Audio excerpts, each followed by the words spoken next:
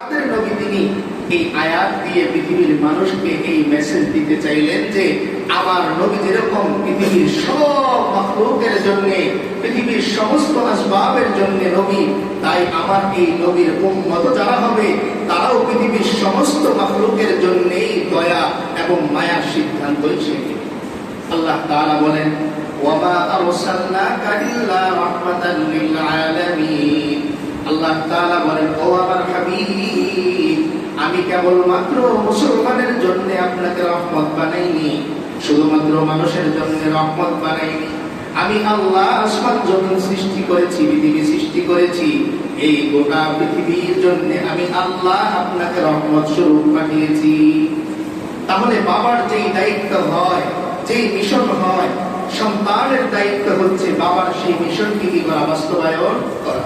দেখবেন বাবা যদি মসজিদে প্রতি বছর বাৎসরিক 10,000 টাকা দিত, তো সন্তান যদি সেই আদর্শ পেয়ে থাকে, তার বাবার অনুপস্থিতিতেও সে এই 10,000 টাকার অ্যামাউন্টের দায়িত্বটা নিজের উপর নিয়ে নেয়। যে আবার বাবা যেহেতু দিত, এখন বাবা নেই, বাবার উত্তরসূরি হিসেবে আমি দায়িত্ব নিলাম, প্রতি বছর আমি আমার পক্ষ থেকে কি করবো, 10,000 টাকা দিয়ে দিই।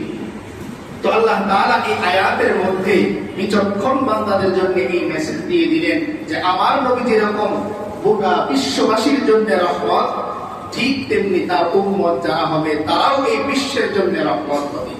অর্থাৎ একজন মুসলমান যেদিক দিয়ে হেঁটে যাবে, তার থেকে মুসলমান হোক, অমুসলিম হোক, একটা পশু পাখি হোক, পৃথিবীর সমস্ত জন্তু, সমস্ত আসবাব তার ক্ষতি থেকে নিরাপদে থাকবে। 2 নম্বরে, পৃথিবীর যে কোনো জিনিসই বিপদে পড়ুক না কেন, পৃথিবীর যে যেখানে বিপদে পড়ুক না কেন, একজন মুসলমান হিসেবে তার উপরে এই দায়িত্ব হচ্ছে তার নবীর মিশন হিসেবে সেই সমস্যার সমাধানে নিজেকে কি করা, জয়েন করা, নিযুক্ত করে। আল্লাহ রাসূল সাল্লাল্লাহু আলাইহি ওয়াসাল্লাম এই হাদিসের মধ্যে মুসলমানদের কথা বলে অন্যদেরকে বাদ দেননি। কারণ অন্যান্য হাদিসগুলো যখন আমরা সামনে রাখবো, দেখবো যে প্রথমে তিনি শুরু করতে বলেছেন কোত্থেকে, মুসলমান ভাই থেকে।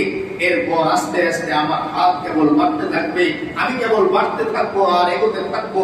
কারণ কল্যাণের সমস্ত কাজ মুসলমানের উপর আল্লাহ তাআলা কি করে দিয়েছেন, দায়িত্ব হিসেবে সাব্যস্ত করে দিয়েছেন। আল্লাহ তাআলা অন্য এক আয়াতের মধ্যে বলেন, ওয়াল মুমিনুনা ওয়াল মুমিনাতু বা'দুহুম আউলিয়াউ বা'দ। আল্লাহ তাআলা বলেন একজন মুমিন অন্য মুমিনের বন্ধু। ওয়াল মুমিনুনা বা'দুহুম আউলিয়াউ বা'দ, একজন মুমিন অন্য মুমিনের বন্ধু।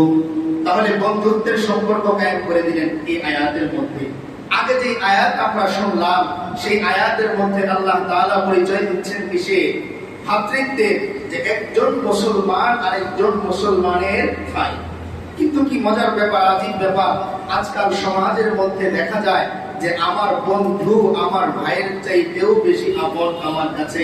তাই আল্লাহ তাআলা কেমন যেন বান্দাকে বোঝাতে চাচ্ছেন যে যদি ভ্রাতৃত্বের সম্পর্কে তোমার দিল থেকে ভালোবাসা, মহব্বত না আসে, তাহলে শুনে রাখো আমি আল্লাহ আরো একটা পরিচয় করিয়ে দিচ্ছি যে তোমরা পরস্পর একজন আরেকজনের বন্ধু, পরস্পর একজন আরেকজনের বন্ধু।